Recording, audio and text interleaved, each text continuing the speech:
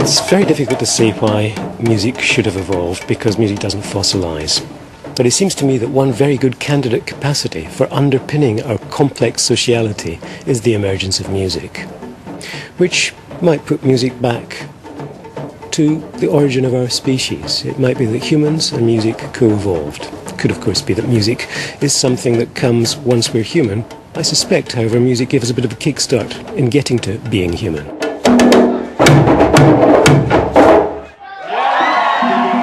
Are we the only species that is musical? Are humans uniquely musical? I think the answer is yes. People certainly would claim that we're the only linguistic species. And I think that we are the only musical species as well, and I'm not alone in claiming this. Other animals certainly make beautiful and complicated sounds, bird songs, whale songs, and so forth. But they don't have the characteristics that we think of as music, because they tend to be produced in very specific contexts for very specific purposes.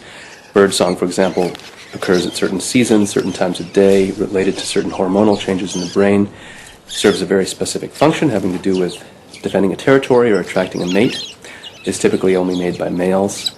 And these sorts of features are quite different from what we think of as human music, where both men and women make music. We make it from a young age. We don't have to do it at certain times of day or certain times of year. We can do it on any number of occasions for a huge variety of functions.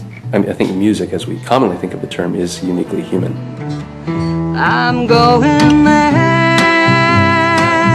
to see my father. He said he'd meet me when I come. A great deal of the neuroimaging data shows that human beings are musical, able to respond to the music of their culture, even if they've not studied music very seriously. Anthropologically, we know that all human beings in all societies all over the world, in any time and place that we know anything at all about, have engaged in artistic behaviors in general and music behaviors specifically.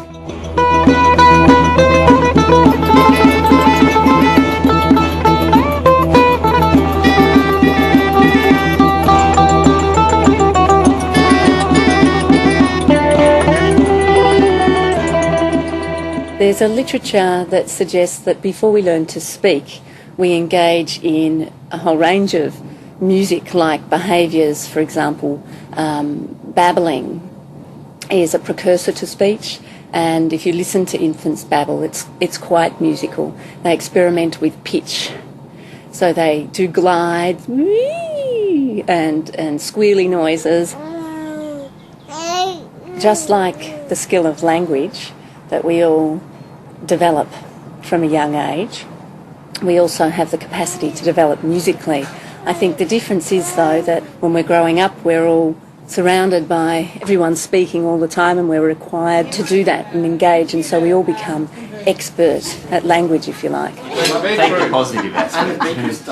Whereas in music, if you're not in a musical program from a young age or exposed to a strong musical environment, then you may not go on to develop your skills to the same level. However, if you are, as in the case of a musician, then that shows that in fact you can.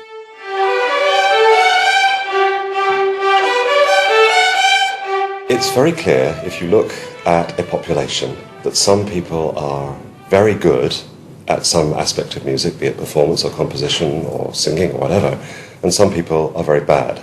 So there's clearly a very great difference in achievement within a population. And the question really is, what causes that?